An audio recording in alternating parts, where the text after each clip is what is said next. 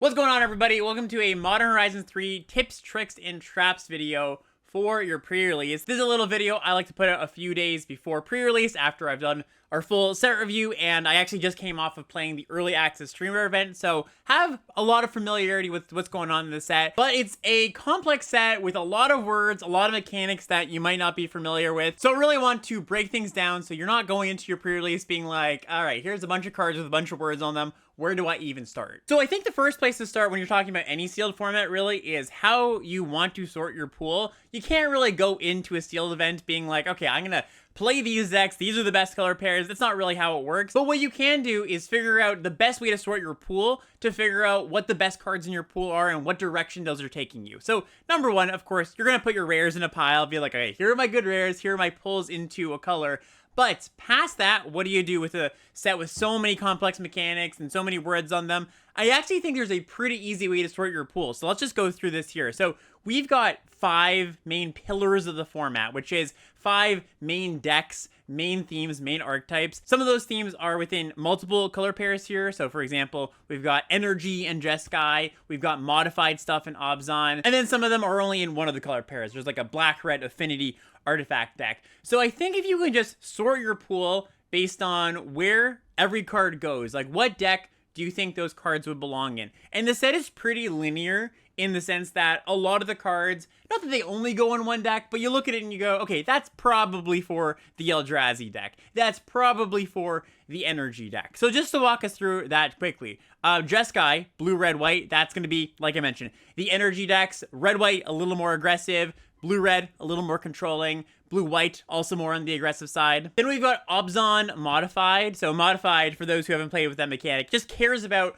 cards that have counters on them, cards that are enchanted with auras, and cards that are equipped. Stuff like Faithful Watchdog that comes with +1/+1 counters by itself, or Expanding Ooze that puts counters on itself. Same thing with the Obstinate Gargoyle. That's kind of the second pillar after Energy. Then we get to the Eldrazi decks, red-green and blue-green Eldrazi. Blue-green, a little bit more of a ramp deck, really trying to cast like the 7-8 mana Eldrazi's. Red-green, a little more focused on just killing the opponent. And then we have these two sort of outlier decks that are only in one color pair. Red-black Artifact Affinity and blue-black Control that has this theme of drawing 3 cards per turn. I think most often the deck you're going to find in your sealed pool will lend itself to either Obzon Modified, Jeskai, Energy, or Eldrazi. Mostly because it's just hard to open up a density of enough artifacts to be a good affinity black-red deck. And the black-blue control deck, like, I think that can just get there with just card draw and removal, your classic blue-black deck, but it's just a little bit less themed, and there's a few fewer cards that you really want to play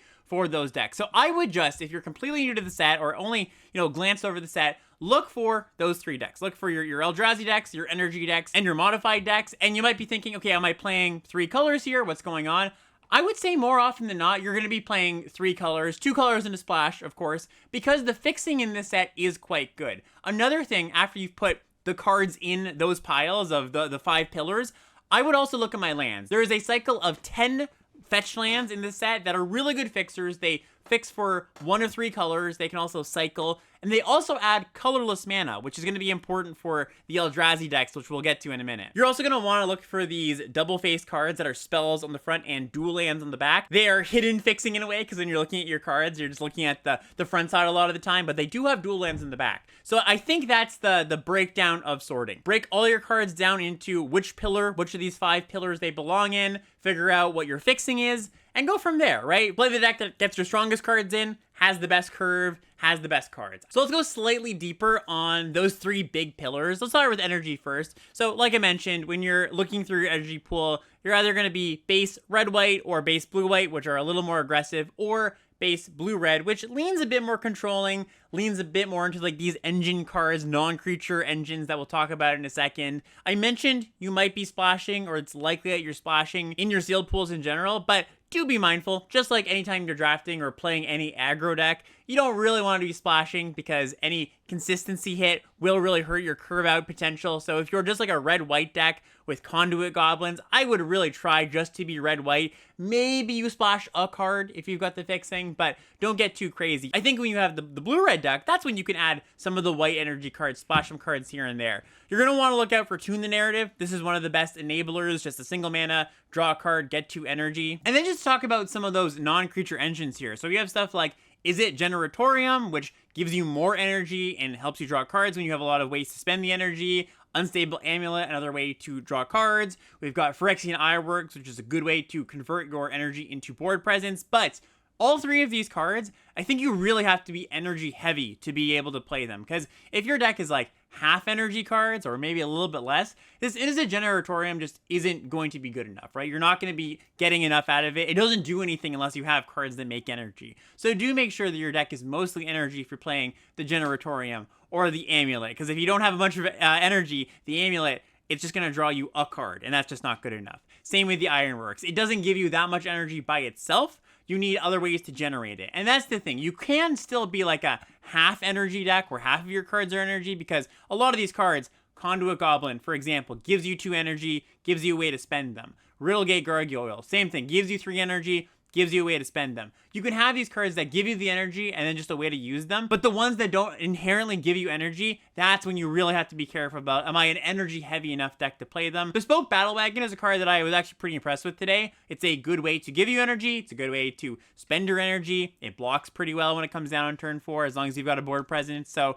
yeah, this is definitely a deck that I think is going to be actually a pretty common one in Sealed. Like I mentioned, there's a lot of cards in the set that are energy focused. Alright, now we're going to move on to talking about the modified deck. So again, modified, for those who haven't played with it or it's been a while, a modified creature is something that has a counter on it. Could be a +1/+1 counter, could be an ability word counter like a vigilance counter or a lifeline counter, is equipped or has an aura on it. And there's a bunch of cards in the set, of course, to support all these themes. You're going to find cards that just come with +1/+1 counters on them, like the Faithful Watchdog. Black-green has a lot of cards that have the adapt mechanic, which just says you can pay a mana cost and put whatever number it is adapt to. For example, here in the case of Chris Wombat, put that many +1/+1 counters on it. Only can activate that once for what it's worth. And then we have 2 mechanics that support the aura theme and the equipment theme. So want to go over these ones a little bit more in depth, because there are some tricky things that I think are good to know, things that you might get tripped up with. You don't want to be on the wrong side of a rules interaction. So let's just talk about Bestow first. So Bestow is a mechanic you're going to find on creatures. You can just cast your Bestow cards just like normal. You can cast this Nyxborn Unicorn as a 2-mana 2/2, but you could also bestow it, which means you can cast it as an aura on some other creature, and when that creature you've enchanted, let's just say you enchant this Evolution Witness, when that goes away, exiled, goes to the grave, gets bounced, the aura will fall off into a creature again. So it's kind of a nice little value mechanic. Here's the rules thing you want to get not tripped up by. When you cast an aura on a creature, when you target a creature with a bestow aura, and your opponent kills the creature out from under it that you are going to enchant, the aura doesn't fizzle. It'll actually just fall onto the battlefield as a creature. So don't be on the wrong side of that, being like, oh, I can, my opponent's going for bestow, I get to cast my removal spell and really get them. I mean, might be the right thing to do at the same time, but you're not going to really get that sick 2-for-1. They're still going to get their creature. And then Living Weapon. So Living Weapon, if you've played with All Will Be One, Phyrexian All Will Be One, you might be familiar with the 4 Mirrodin mechanic, which were equipment that came with 2/2s. Similar thing here, except it comes with a 0/0 germ. The big difference, of course, being with the Mirrodin mechanic, you can just move around your equipment, whatever, you get to keep your 2/2. A 0/0 germ means that you can't just move your equipment over without losing the creature that this thing came with. So just be careful of that. Often what happens is you're going to want to trade off a germ before you move around your equipment, or if you can get a +1/+1 counter on your germ, then of course it's not a 0/0 at that point. You're free to move around your equipment. I do want to call out 2 living weapons here, specifically Mandibular Kite. I think just one of the better commons. Single white mana for a living weapon. The equipped creature gets +1/+1 in flying, and you can equip for 4 mana, so just really efficient flyer. And Colossal Dread Mask, not just a meme, I think really good. 6 mana 6/6 trample, living weapon. You can equip it for 5, so you've got a giant trampler that all of your creatures become giant tramplers, so these are 2 commons to watch out for sure. And then there's a lot of cards that you'll find in black and green that say, whenever 1 or more +1/+1 counters are put on this card, do a thing. Often these cards have adapt, like Evolution Witness here. Little tricky interaction here. Cursed Wombat, the card I called out a second ago, so we'll read out the rest of this card. It says, permanents you control have this ability. Whenever 1 or more +1/+1 counters are put on this permanent, put an additional one. And this ability triggers only once per turn. So you might shortcut that to, okay, if I adapt my Evolution Witness, I put 2 counters on it and said it's 3.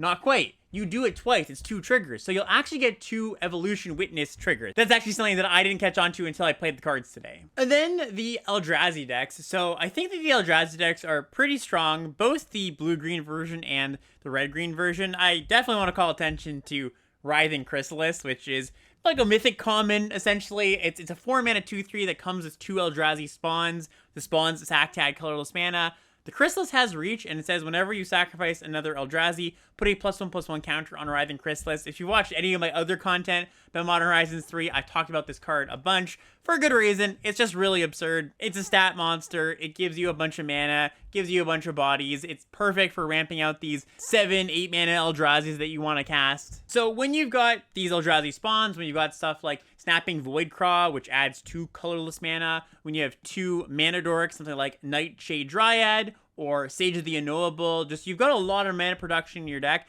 I do think that these 7-8 mana Eldrazi's, something like a good rare, like Null Drifter here, or a good uncommon Breaker of Creation, I think these are very castable. And I would also point out 2 good uncommons here. Kozilek's Unsealing, it's an enchantment that whenever you cast a creature spell with mana value 4, 5, or 6, you make 2 spawn tokens. Whenever you cast a creature spell with mana value 7 or greater, draw 3. A similar card, Passive Annihilation, gives you 2 spawns when it enters. Your Eldrazi tap for a mana of any color, and whenever you cast a mana value 7 or greater spell, you gain 4 life. I think if you have 3 or 4 of these big giant Eldrazi's, you should play these cards. I think they're good payoffs. I do even think if you have an Emrakul of the World in you, and you've got, you know, somewhere in the neighborhood of 6, 7, 8 ways to make spawn tokens or ramp like the Nightshade Dryad, especially in sealed. I think this card is very castable. I think you should put this card in your deck if you've got that number of ways to make additional mana. If you don't, you can always put it in your deck and hope to cast it because it's sweet when you do. But I think you really want to make sure you've got enough additional mana sources, ways to ramp into this to reasonably cast it in a game. Also, we need to draw attention to the colorless mana symbols here. You do need actual colorless sources to cast these cards. Something like Breaker of Creation needs 2 colorless sources. Not too hard to come by, just something to keep in mind. Those cards I mentioned before, Nightshade Dryad makes colorless mana. The Sage of the Unknowable also makes colorless. All the Eldrazi spawns, of course. Also, that land cycle I called out earlier, the 10 fetch lands, that makes colorless mana. You're definitely going to want to play, you know, the blue-green lands in your deck because they tap for essentially 3 colors of mana, colorless, blue and green, or green or red, whatever colors your deck is. So yeah, the long and short of this is you could just play your Eldrazi deck as like, you know, a fine regular curve deck with just good statted creatures. Nothing wrong with that. If you've got the additional mana ramp, feel free to play the 7, 8, 9 mana Eldrazi's. And then if you have a lot, yeah, you can try to play, you know, maybe you open up an Emrakul or a Kozilek or an Ulamog, and these build around enchantments, things that care about really expensive cards, I would look for a minimum of 3 or 4 things that trigger it. Any less than that, you're just not going to be happy with the card. All right, and that is going to do it for this little pre-release video. If you want some more in-depth thoughts on all of the cards, you can, of course, check the set review that's already up on the channel. Every single card, rares, mythics, commons, and uncommons, all the bonus sheets, also available on the Limited Level Ups podcast feed. You can find all the links to all that stuff in the description. Have fun at your pre-release, everybody.